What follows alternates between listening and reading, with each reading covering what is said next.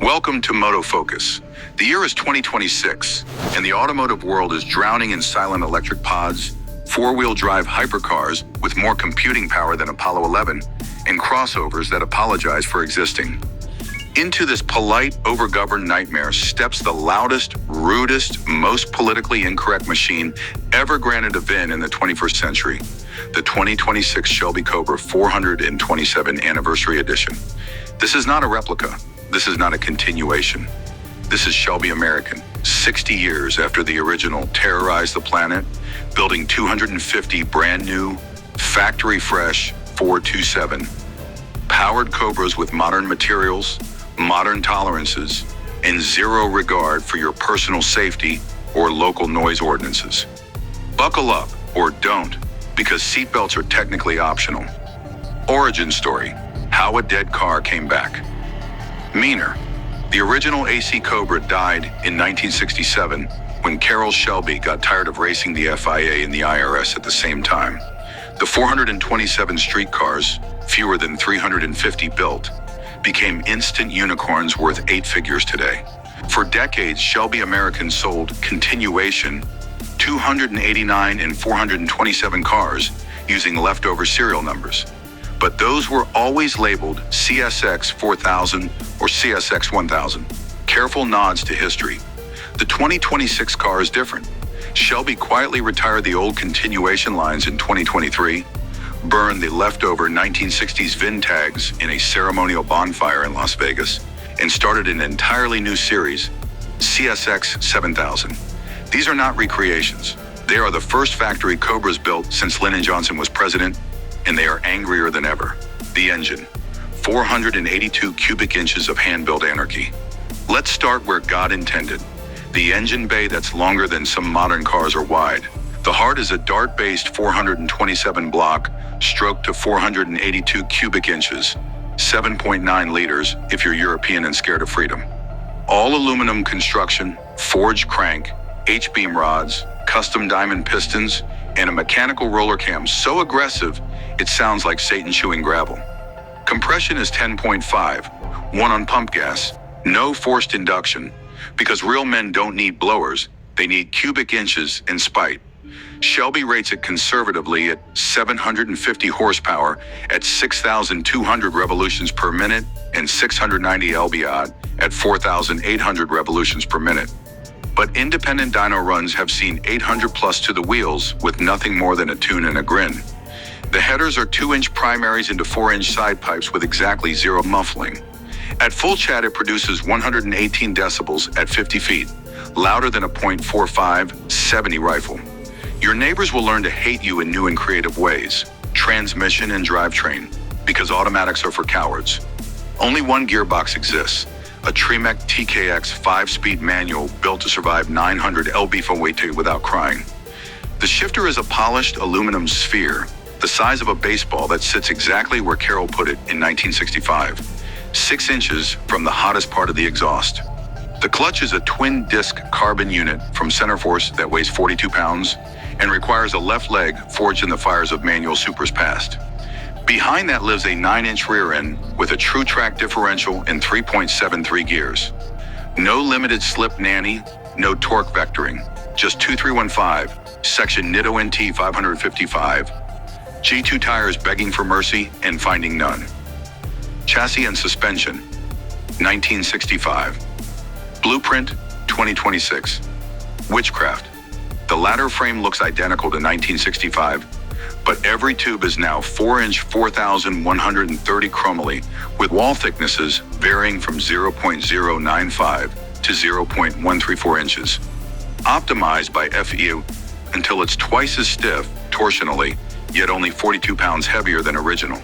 The body remains hand-laid fiberglass with real steel reinforcements only where the hinges bolt on, because tradition. Suspension is fully independent front and rear with unequal length control arms, Penske 8300 series coilovers with remote reservoirs, and sway bars thick enough to use as crowbars in a bar fight. Steering is unassisted rack and pinion with 2.4 turns lock to lock.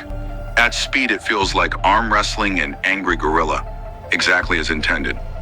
Brakes and wheels, stop eventually or don't.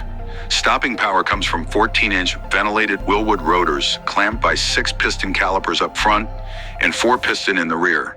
No ABS, no brake-by-wire. Just 2,650 pounds of fury trying to occupy the same space as physics. Wheels are 18x10 front, 18x12 rear Halabrand replicas cast from 2618 aluminum and wrapped in the aforementioned Nitto rubber. They look period correct until you notice the tires are wider than the entire rear track of an original 289 Cobra. Interior, hostile minimalism, perfected. Slide across the sill. There's no actual door opening big enough for humans, and you're greeted by exactly what 1965 had, minus excuses. Black leather buckets bolted straight to the floor. No sliders because real drivers come in one height, committed.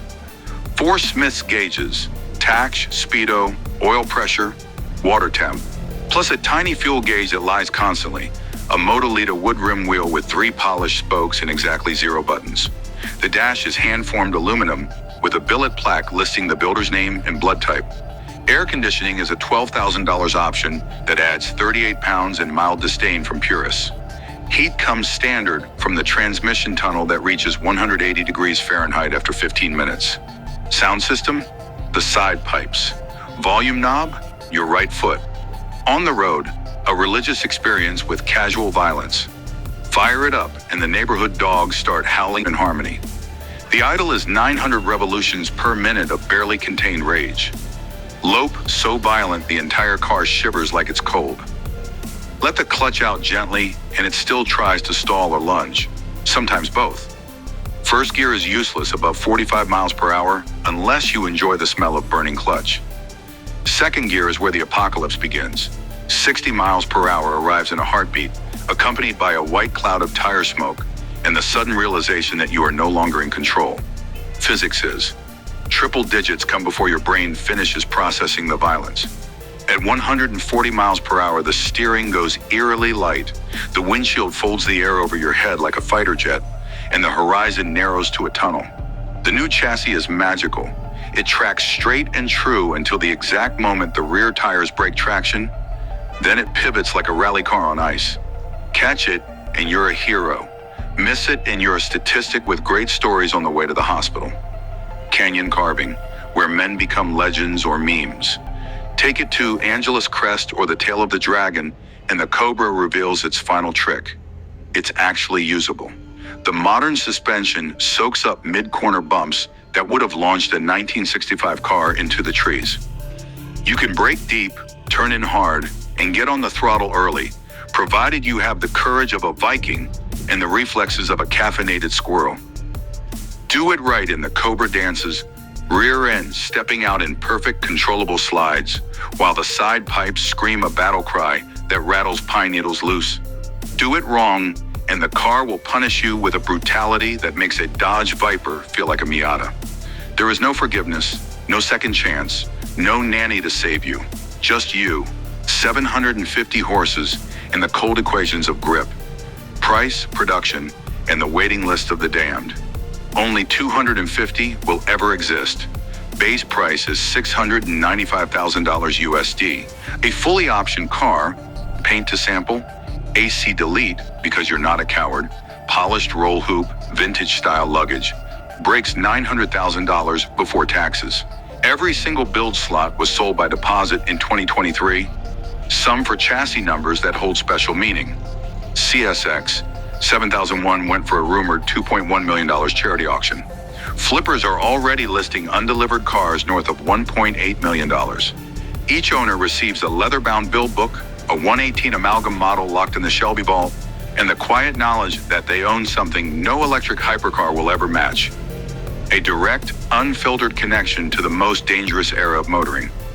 Cultural impact, the last middle finger to progress. While the rest of the industry chases 0-60 times measured in blinks and silent acceleration that feels like cheating, the 2026 Cobra 427 stands alone as the final analog supercar.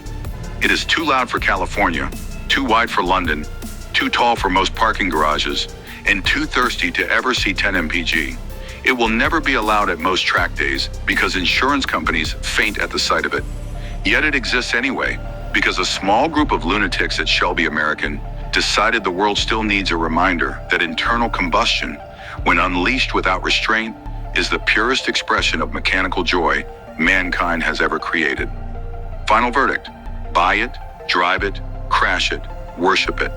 The 2026 Shelby Cobra 427 is not a rational purchase.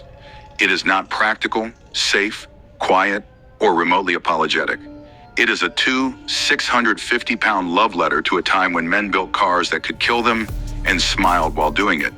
If you ever get the chance to own one, sell your house, your kidney, your children's college fund, whatever it takes. Because when these 250 are gone, the era of the truly unhinged roadster dies forever. This is Moto Focus. The Cobra is back. Pray it never notices you.